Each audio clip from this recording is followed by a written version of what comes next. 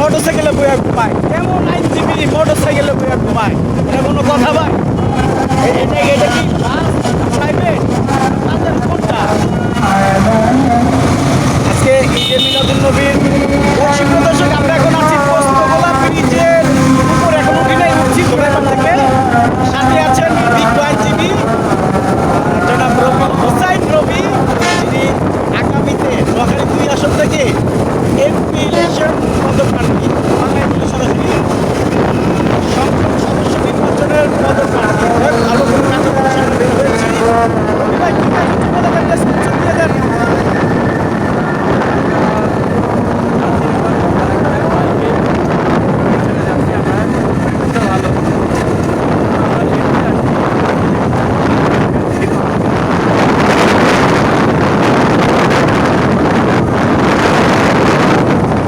বাকিটা আমরা দিয়ে দিচ্ছি। এখন দেখুন, শুক্রবারে দুপুরের পরে এই রাস্তাঘাট আছে মোটামুটি। দেখুন, এটা একটা ফ্লাইওভার, এখানে একটু ফাঁকা দেখা যাচ্ছে। ওদের কীভাবে মোটরসাইকেল চালায় দেখছেন নি?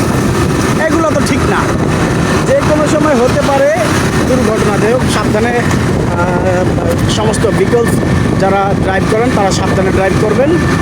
শুক্রবারে বিকালের ওয়েদারটা কিন্তু ভালো লাগছে, মিষ্টি মিষ্টি রোদ, ঠিক কিনা বলেন? ঠিক ঠিক ঠিক ঠিক ঠিক ঠিক আমরা দুর্নীতি ও জনদুর্ভোগ প্রতিরোধ সংস্থার একটা কাজ নিয়ে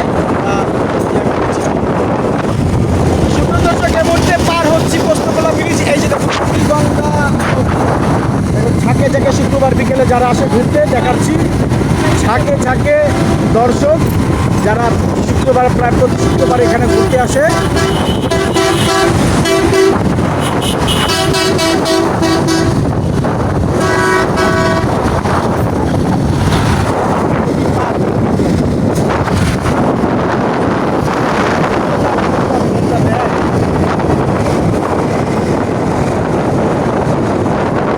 আমরা দুর্নীতি ও জনদুর্ভোগ প্রতিরোধ সংস্থা থেকে কাজ করেছিলাম দেশে, সেটা হচ্ছে সেই ব্যবস্থাটা সেখানে যাচ্ছি, সেখানে সেখানে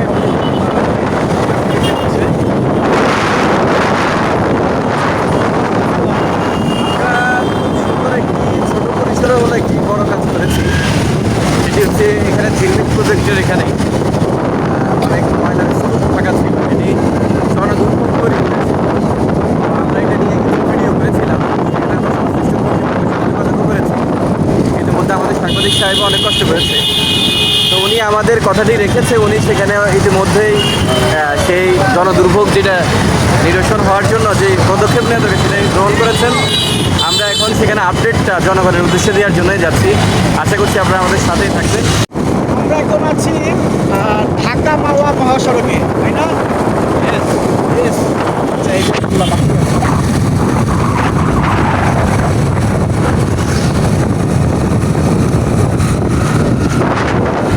হচ্ছে মাওয়া যাওয়ার পথে, কিন্তু আমরা কিন্তু মাওয়া যাচ্ছি না।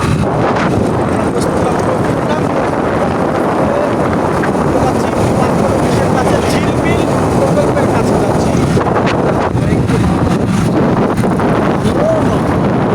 শুক্রবার ছাড়াই কিন্তু রাস্তাটা এরকম থাকে। আজকে যেহেতু শুক্রবার, সবাই যারা যারা মাওয়া ঘুরতে যায় বা মাওয়ার উদ্দেশ্যে বিকেলটা কাটাবে, তাদের জন্য রাস্তা ফাঁকা, যে গাড়ি ঘোড়া সব উল্টো আসতেছে। আমরা কোন দিকে যাব সেটা বুঝতেছি না। এতগুলা লেন থাকা অবস্থায়ও উল্টা চলতেছে। আচ্ছা যাক, চলুক, আমরা সোজাই চলি। এই যে উল্টার রাজ্য। ধন্যবাদ সবাইকে, আমরা চলে যেছি স্পটে।